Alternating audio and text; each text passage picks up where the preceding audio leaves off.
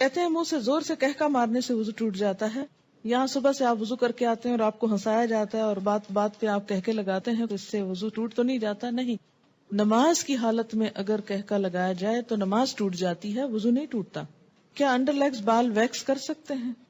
آپ کی مرضی ہے، منع نہیں ہے.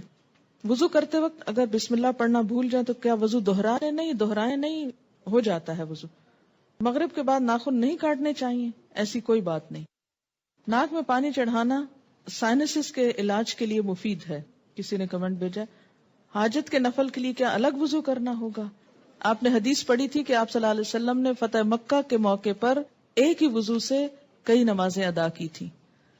شیرٹن میں ایک آنٹی واش روم کے ٹائلز پر تیمم کر رہی تھی. میں نے کہا ٹائلز کی دیوار پہ تیمم نہیں ہوتا، لیکن وہ کرتی نہیں. جی ہاں، ٹائلز پہ تیمم نہیں ہوتا اس لیے کہ وہ تو پکی ہوئی مٹی ہے، سعیدن طیبن ہے جس کے اوپر ہوتا ہے، تو وہ سعید کی اس میں نہیں آتا.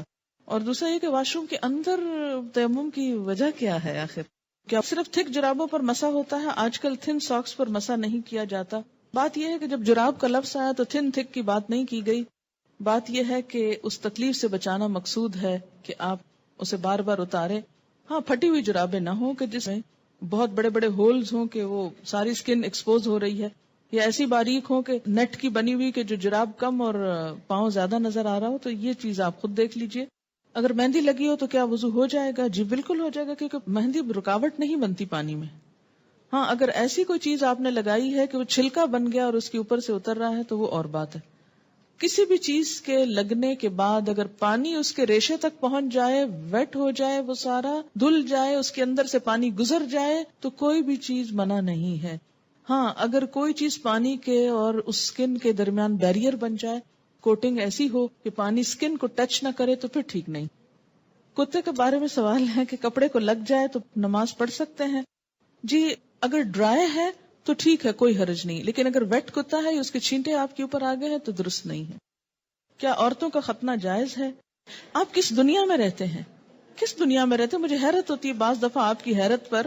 آپ کو پتا ہے بعض افریقن کنٹریز میں یہ رواج ہے. اس میں آپ دیکھیے کہ یہ ان کا ایک لوکل رواج ہے. اسلام نے عورت کے ختنے کا حکم نہیں دیا ہوا. یاد رکھیے کسی حدیث میں عورت کے ختنے کی بات نہیں آتی، مردوں کے ختنے کی بات آتی ہے، اور ان کے لیے تو پروو ہو چکا ہے کہ ان کی صحت کے لیے ضروری ہے. لیکن اگر کسی خاص علاقے میں یا کسی خاص کلٹ میں ایسی کوئی چیز ہے تو وہ ان کا لوکل کلچر ہے. It's nothing to do with Islam. اور اس پہ بہت پروپیگنڈا بھی ہو رہا ہے. آپ کو پتا ہے میں نے خود کئی جگہ پر یہ پڑھا ہے کہ اسلام نے عورت پہ بڑے ظلم جو ڈھائے ہیں، ان میں سے ایک ظلم یہ بھی ہے کہ بعض علاقوں میں عورت کے ختنے ہوتے ہیں. یہ اسلام نے ظلم نہیں ڈھایا، یہ لوکل کلچر کی بات ہے. اور اگر کسی علاقے کا کلچر ایسا اور پھر انہوں نے اسلام قبول کر لیا اور کلچر بھی ساتھ ساتھ رکھا. اب مثلاً آپ کسی دن یہ پروپیگنڈا شروع کر دیں کہ جو کانچ کی چوڑیاں ہوتی ہیں اگر ٹوٹ جائیں تو عورت بیچاری کا وہ خون نکال دیتی ہیں اور یہ بڑا ظلم ہے، اس لیے ان کو بنانا بند کرنا چاہیے. تو اب یہ اسلام نے تھوڑی آپ کو کہا کہ آپ کانچ پہنے. آپ کا لوکل کلچر ہے، کسی اور ملک میں ایسا نہیں ہوتا، تو آپ کی مرضی، آپ پہنے نہ پہنے، پہنے تو احتیاط کریں، نہیں پہنے تو نہ پہنے. بہت ساری چیزیں ایسی ہیں کہ جس میں اسلام نے نہ کرنے کو کہا ہے اور نہ چھوڑنے کو کہا ہے. بہت سے لوگ کہتے ہیں کہ دیوار پر ہاتھ مار کر تیمم ہو جاتا ہے اگر اس پر مٹی ہو. کے قرآن پاک کی آیت کیا ہے؟ سعیدن طیبن. پلین میں پانی موجود ہے، واش روم بھی ہے، لیکن جا کر کرنا مشکل ہے، تو کیا تیمم کر کے نماز پڑھ سکتے ہیں؟ وہاں وضو کی جگہ کتنی ہوتی ہے یہ بھی بتائیے. دوسری بات یہ کہ جو لمبی فلائٹس ہوتی ہیں اس میں بعض حضرات وضو کر کر کے پانی اس طرح ختم کر دیتے ہیں کہ اس کے بعد میں جانے والوں کو بیچاروں کو ہاتھ دھونے کے لیے بھی کچھ نہیں ملتا.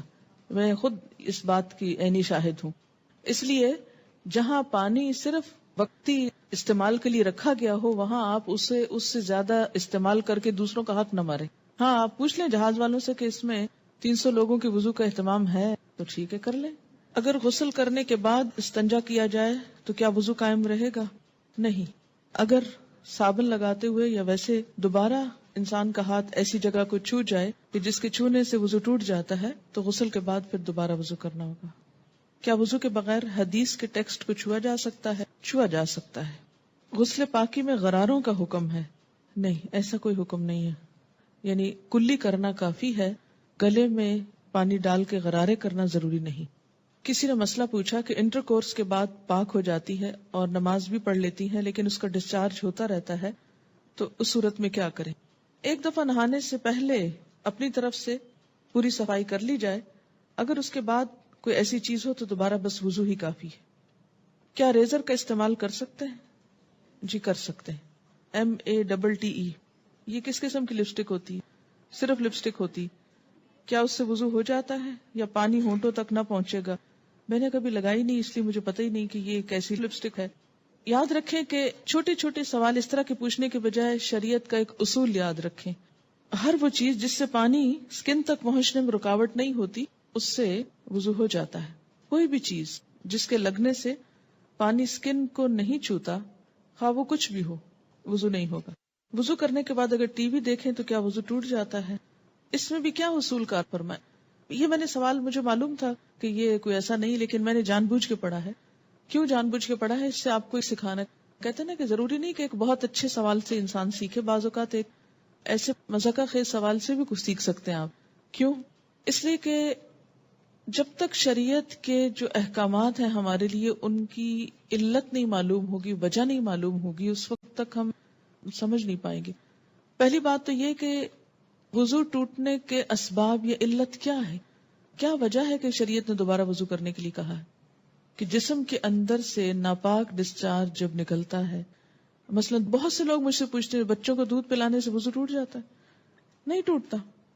اس طرح تو ماں کو ایک عذاب میں ڈال دیا جائے کہ بچے بعض اوقات ایسے ہوتے بہت تنگ کرتے ہیں، ان کو ایک عادت ہو جاتی، جو بچے بڑے ہوتے ہیں ان کو عادت ہو جاتی کہ ہر تھوڑی دیر میں آ کے ماں کو تنگ کرتے ہیں کہ دودھ دو، بعض اوقات ماں کو مارنا شروع کر دیتے ہیں، پریشان کرتے ہیں۔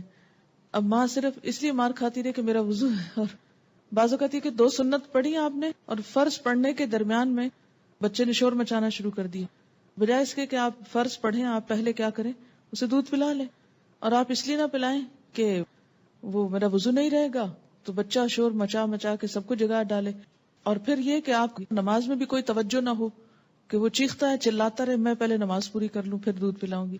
تو اسلام نے ایسے احکام نہیں دیے۔ اس میں کیا حکم ہے کہ آپ دودھ پلا سکتی ہیں۔ اسی طرح بعض اوقات زکام ہو جاتا ہے آپ کو، تو زکام سے وضو نہیں ٹوٹتا آپ کا، اگرچہ وہ ناک سے کوئی ناپاک ڈسچارج بھی نہیں، لیکن اس کو صاف بھی نہیں کہہ سکتے، طیب بھی نہیں آتا، ہاں اس سے بھی وضو نہیں ٹوٹتا۔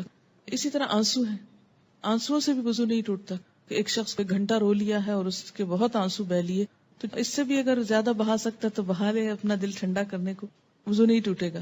ٹھیک ہے، تو عربی میں ایک اصطلاح استعمال ہوتی ہے، اگر وہ یاد رہے آپ کو تو بہت آسانی ہو جائے گی، کہ سبیلین سے جو کچھ نکلتا ہے اس سے وضو ٹوٹتا ہے۔ سبیلین 2 راستوں کو کہتے ہیں، یعنی ناپاک ڈسچارج کے 2 راستے جو ہیں، سبیل کہتے ہیں نا راستے کو، تو سبیلین دونوں راستوں سے، اور اس سے مراد یعنی یہ ایک ٹرم استعمال کی جاتی ہے بجائے ان دونوں جگہوں کے نام لینے کے۔ گفتگو میں جو الفاظ انسان استعمال کرتا ہے اس سے انسان کی شخصیت کی عکاسی ہوتی ہے کہ اس کا مزاج کیسا ہے۔ جن کا مزاج گندا ہو وہ گندی باتیں کرنے اور گندے الفاظ بولنے کو انجوائے کرتے ہیں، لیکن ایمان، گندگی اور ناپاکی اور یہ تمام چیزیں جو ہیں یہ ایک دوسرے کی ضد ہیں، یہ انسان کی ضروریات میں سے تو ہیں، اسی لیے انسان کیا کہتا ہے، اپنی ضرورت سے فارغ ہونا۔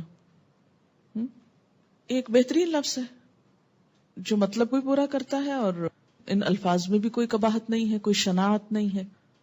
تو اسی طرح جب سبیلین کا لفظ بولا جاتا ہے تو اس لفظ کے سمجھنے میں آپ کو تو دقت نہیں ہے، کیونکہ آپ عربی پڑھتے ہیں، قرآن پڑھتے ہیں، آپ کو اتنا معلوم ہے لفظ۔ جو چیز وضو لازم کرتی ہے وہ کیا ہے؟ سبیلین سے کسی چیز کا اخراج، ڈسچارج۔ ٹھیک، بعض ڈسچارجز سبیلین سے صرف وضو کو ضروری کرتے ہیں اور بعض سے غسل بھی فرض ہو جاتا ہے۔ ٹھیک، جہاں تک خون کے نکلنے کا تعلق ہے، سبیلین کے علاوہ اگر جسم کے کسی حصے سے خون نکلتا ہے، مثلا دانت سے نکسیر پھوٹ گئی، کہیں اور کٹ لگ گیا، جسم سے خون نکل آیا، اس کے بارے میں 2 آراء ہیں، اختلاف ہے۔ سبیلین میں کوئی اختلاف نہیں، یاد رکھیے، سبیلین کے اخراج میں کوئی بھی اختلاف نہیں، سب کے ہاں ایسے ڈسچارج سے کسی بھی چیز کے نکلنے سے وضو نہیں رہتا، لیکن خون اگر سبیلین میں سے نکلے تو وضو نہیں رہے گا، مگر جسم کے کسی اور حصے سے، مثلا دانت سے، ناک سے یا ہاتھ سے، اس کے بارے میں 2 رائے ہیں۔ 2 کون سی رائے ہیں؟ ایک رائے یہ ہے اگر اتنا نکلے کہ ایک قطرہ بن کے بہہ جائے، بہنے والا خون نکلے تو وضو نہیں رہتا. ٹھیک ہے. بہنے سے مراد کیا ہے؟ مثلاً کٹ لگا، پہلے رستا رہا، پھر کٹھا ہو کے ڈراپ گر گیا تو وضو ٹوٹ گیا. ایک یہ رائے. دوسری رائے کیا ہے اس میں کہ نہیں، اس سے وضو نہیں ٹوٹتا، اور وہ دلیل کیا دیتے ہیں کہ حضرت عمر رضی اللہ تعالیٰ عنہ کو جب نماز میں شہید کیا گیا تھا تو انہوں نے نماز چھوڑی نہیں، یا حضرت علی رضی اللہ تعالیٰ عنہ کا جب تیر نکالا گیا تھا نماز کی حالت میں تو انہوں نے نماز توڑی نہیں تھی. ظاہر ہے تیر نکلا تو کیا خون نہ نکلا نا. ہاں.